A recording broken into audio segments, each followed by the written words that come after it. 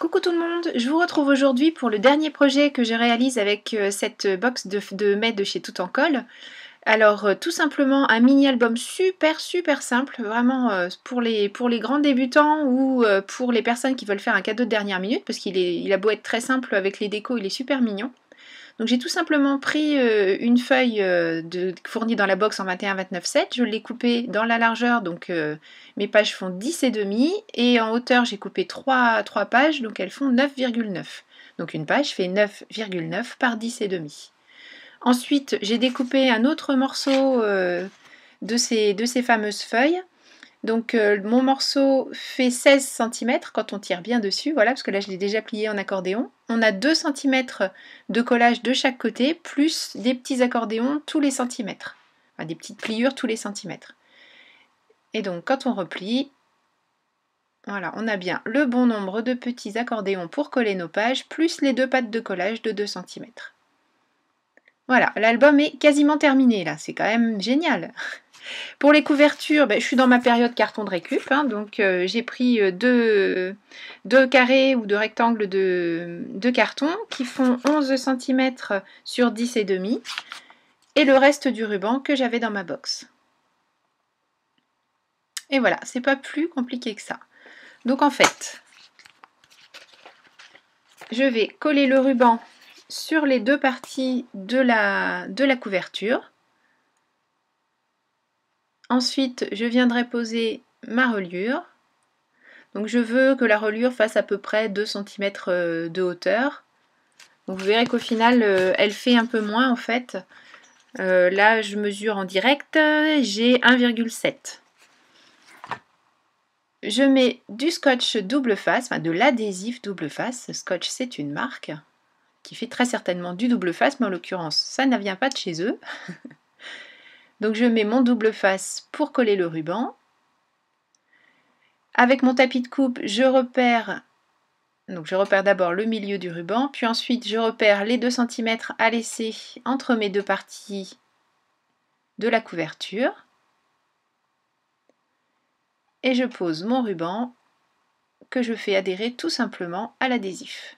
En essayant de le mettre le plus droit possible, c'est aussi bien. Alors là, moi j'ai pas fait attention, mais mon ruban il est collé à l'envers. Donc une fois qu'on fait le nœud, c'est pas dramatique, mais c'est quand même plus joli si on fait les choses correctement, et moi là je les ai pas bien faites. Précipitation. Je colle à nouveau de l'adhésif double face sur mes parties de collage. On peut très bien utiliser de la colle, il n'y a pas de souci. Toujours, je maroufle mon adhésif avec mon plioir. J'enlève la bande de protection et j'en mets une seconde pour vraiment mettre de l'adhésif sur toute la largeur de ma pâte de collage. Je ne peux pas les poser côte à côte, comme c'est un adhésif large, j'aurai plus de 2 cm. Et si je les pose l'un sur l'autre, sans enlever la première partie qui protège, j'aurais du mal forcément à enlever la protection. Je ne sais pas si vous avez tout bien suivi, mais bon. Même chose de l'autre côté, donc je mets ma bande de scotch. Comme tout à l'heure, je ne pourrais pas les coller côte à côte, donc comme elles vont se superposer, j'enlève la protection. Je pose la deuxième.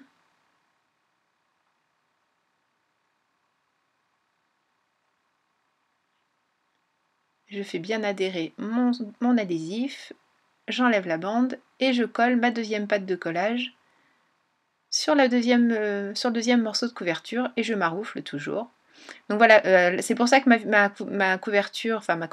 reliure est un peu moins épaisse que prévu, parce qu'en fait, comme ça n'arrête pas de se sauver sur l'intérieur, j'ai été obligée de coller, vous allez voir un petit peu plus loin dans la vidéo. C'est vrai que ça paraît logique hein, une fois, voilà. Mais bon, je n'étais pas bien réveillée ce jour-là, ça doit être ça. Pour habiller mes couvertures, je prends la chute du papier qui m'a servi à faire ma bande accordéon. Je mets de la colle, je la place. Alors pourquoi de la colle cette fois-ci? Parce que ça me permet d'avoir un petit temps de travail. Parce qu'avec l'adhésif double face, si on s'y prend pas correctement du premier coup, on a des soucis, on ne peut pas décoller, repositionner. Surtout celui-là, il est hyper costaud, donc c'est pas possible. Et ensuite, tout simplement, je découpe de l'autre côté. Alors là, je le fais au ciseau. Vous savez que j'aime bien travailler aussi avec mon cutter, mais bon, il y a quelques fois où je change un peu mes habitudes de travail quand même. Je ne suis pas psychorigide.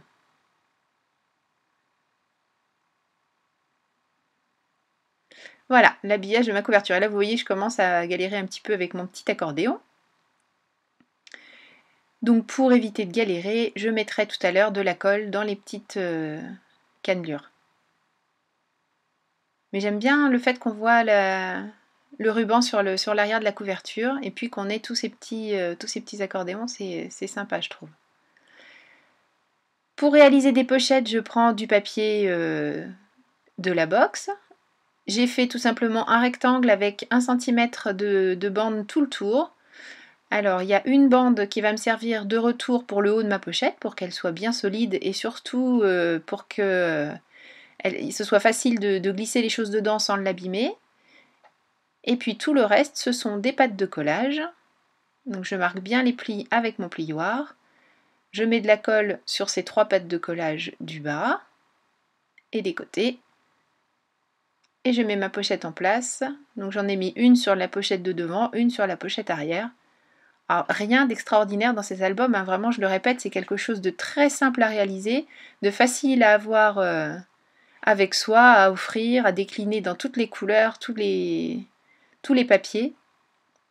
Voilà, c'est là où je me dis que je m'en sortirai pas si je ne colle pas mes petites bandes de papier. Alors je les ai pas toutes collées et pas sur toute la longueur, je voulais garder cet aspect accordéon que j'aimais bien.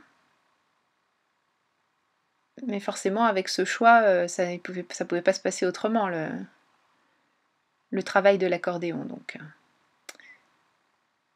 voilà, je maintiens un petit peu le temps que la colle prenne.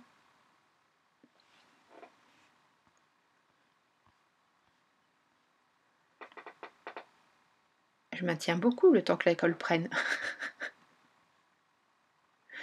Et on peut continuer. Donc ensuite, tout simplement, un trait de colle sur la languette. Je mets ma page en place en faisant attention que tous les espaces autour de la page soient égaux pour que ce soit joli. Et ensuite, je les pose toutes les unes sur les autres dans chaque petit pli, en faisant bien attention au sens, parce que ce sont des pages rectangulaires, et en faisant aussi attention que je sois bien jusque dans le creux de mon accordéon, et en prenant garde que les pages se superposent correctement, qu'il n'y ait pas de décalage, que ce soit joli. Parce que même si c'est un album très très simple, on peut essayer de faire les choses bien quand même.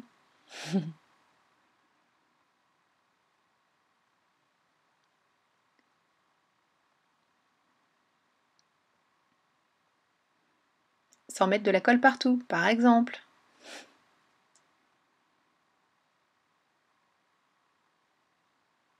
Voilà, tout simplement. Mais là, on est arrivé quasiment au bout. Hein. Il n'y a plus grand-chose à dire.